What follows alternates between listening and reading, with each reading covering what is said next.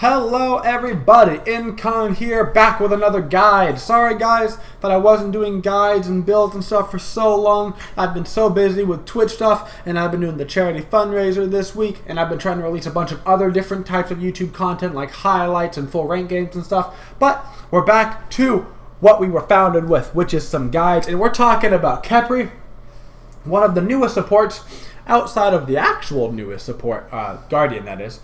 Khepri is a single target oriented Guardian, high base damage, low scaling, good survivability, biggest character model in the game character. We're going to get right into his god building.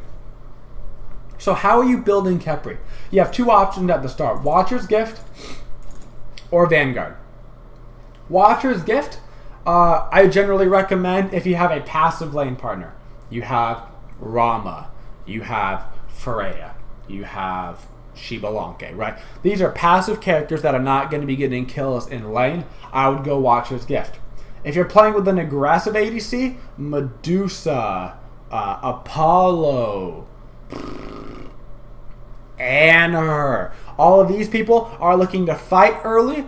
Khepri thrives at fighting early. Go market the Vanguard. You can tank the archers without taking that much damage.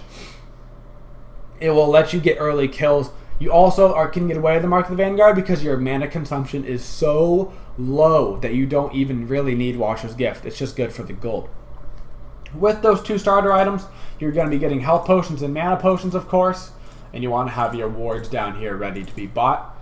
As far as health and mana potion goes, you want to lean towards like 4 health potion, 2 mana potion. You can get away with getting more health potions than manas. You don't have to split it 3-3 in this case, because of how low your mana costs are. Even with Vanguard, you can think about going the 4-2 split, but definitely if you went Watcher's Gift, go 4-2 on the health to mana potions.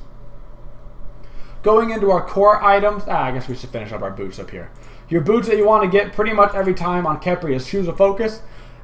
You thrive off of cooldown. Your cooldowns are kind of high, but your ultimate's great with lower cooldown. You have damage reduction on your 2, another CC ability on your root, and one of the better CC abilities in your game, your pluck, which is your 1. All of these are huge with cooldown.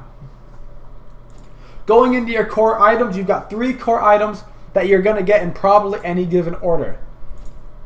Mail of Renewal. Mail of Renewal is now a core item. It's one of the best items in the game since it got buffed. Has an extra 5% cooldown, and it regens an extra 10% of your maximum health and mana now over 5 seconds. This is one of the best items in the game, period. It's going to also give you 30% cooldown between this and your boots, giving you only 10% short of cap, which means that you're going to be popping out those skills, and because you have low mana consumption, your mana should not be a problem. You have the 2 items, of course, you're looking at being Sovereignty and Heartwood Amulet. I would go Sov first or Mail of Renewal first, unless you're against a Freya ADC or a magical ADC, in which case you want to go Heartwood Amulet. If you're only going against like one mage in the middle lane and everybody else is physical, you may even want to get Sov and Mail of Renewal first. As far as damage items, you're not really looking at anything actually damaging on Khepri. No reason to worry about stuff there. But as far as defensive items go, Mid-Guardian Mail is amazing.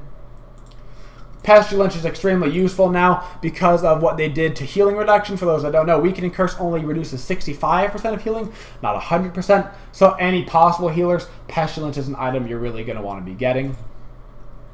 You can get away with on Khepri going Magi's Blessing. It's a very strong item still. You'd get it towards the later stages of the game. Like I said, these are your core items, and then you're looking situationally towards your next items. And finally here, we have Wingblade. Wingblade, another situational item. If you get Wingblade with your Shoes of Focus Mail of Renewal, it will put you at the 40% cooldown cap, which is amazing. Get Wingblade if you're against high amounts of slows on the enemy team. Actives, I generally like to start off with Blink at level 1 on Khepri.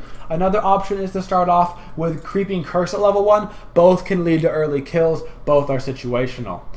If you have an open active on Khepri, a great thing to go with Shell. Shell of Absorption plus your passive on your plus what your 2 ability does is an extraordinary amount of damage reduction for your team. This is the build you're looking for on Khepri. It's really strong. It works every time. Moving on into abilities. Your passive it's just straight passive. You don't do anything. It gives a shield to yourself and everybody around you. One of the better support passives in the game, up to 10% of maximum health, which means it stacks with your health. The more health you build, the more shield you get. Skill you're getting at level 1 is Rising Dawn. You're going to max this skill second.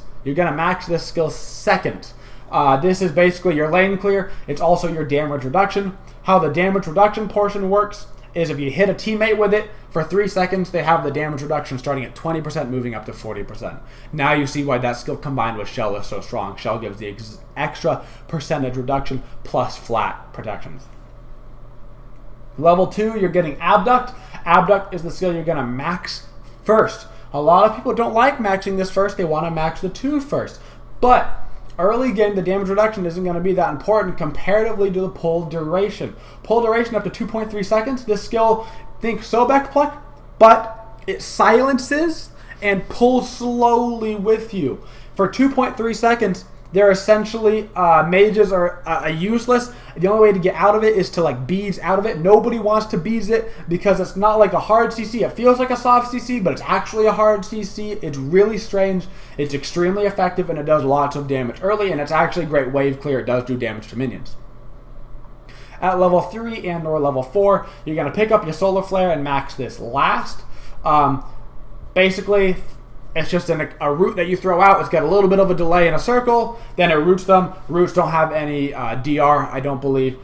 Strong skill, but it only goes up by 0.1 on the root every time. It doesn't reduce the cooldown. You rank this up last. It doesn't do that much damage either. It's basically just there for the utility to catch up to people. You want to use Solar Flare so you can catch up to get them with the Abduct. And at level 5, and of course every level that you can, you're going to level up your ultimate. Your ultimate is a power and movement speed boost for 5 seconds, and if the person you use it on dies during that time, they are revived back with 40% health all the way up to 60% health. This can be used on yourself. It's one of the best actives in the game. General rule for this ability, use it earlier rather than late. Worst comes to worst, you use it early and you get 5 free seconds of your person not being able to be killed. If you use it too late, obviously it doesn't do anything because the person's dead and then they don't get the passive on them. Use it early instead of late. Alright guys, that's the general gist here for Khepri. I hope it helped. I hope you get the general idea. Thanks for watching the video, guys. I'll hopefully be releasing another support guide soon for our newest Guardian, Xing 10. Thanks for coming out, guys. I love you so much. Please subscribe if you enjoy the content. And as always, have a twitching day, y'all.